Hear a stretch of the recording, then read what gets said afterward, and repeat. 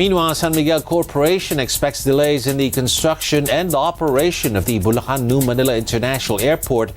That's due to the lack of sand, which is used as backfill for ongoing construction work.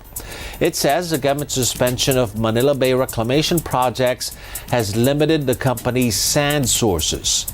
SMC adds the completion of the Metro Rail Transit Line 7 may also be delayed up to 2028 due to pending issues on the alignment and location of the San Jose del Monte station.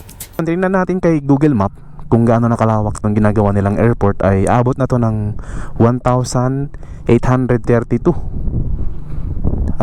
hectares itong ginagawa nila. So mayroon pang kulang na mahigit 600. Kasi itong ginagawa nilang airport ay mayroong lapad o lawak na 2,500 hectares. So na-research natin online na mayroong apat pala na process ng reclamation. Yung una ay yung dredging, na kung saan yung mga buhangin sa ilalim ng dagat tsaka mga lupa ay hinihigop ng makina para ibuhos nila dun sa area ng tatambakan nila. So yan. Pangalawa ay yung vertical drains.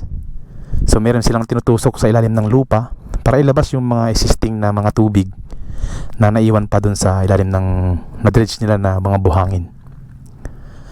Yan. And then sunod naman yan, pangatlo ay yung dynamic compaction, na kung saan i-compress nila o dikdikin nila yung lupa. Merong machine na ginagamit nila, dalawang klase.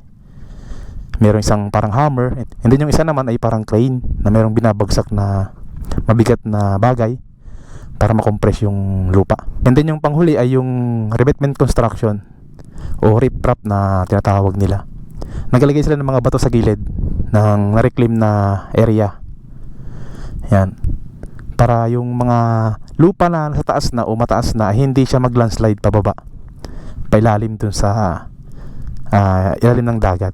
Example natin ay yung sa MOA. Sa pinakagilid niya, mayroon dun mga revetment construction na ginawa na. May mga bato. Yung tambayan dun sa gilid ng Manila Bay, mayroon dun bato na mga malalaki dun sa gilid. So yun yung ginagawa nila na revetment construction dito sa New Manila International Airport.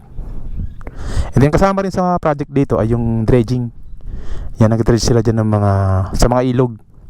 Tinatanggal yung mga burak para may angat, may palabas dun sa ilalim. Gaya nito, may mga ano dyan, may mga na-dredge na dito sa pinakagilid dito. At the same time, ginagawa nilang parang dike. Yan, na mataas.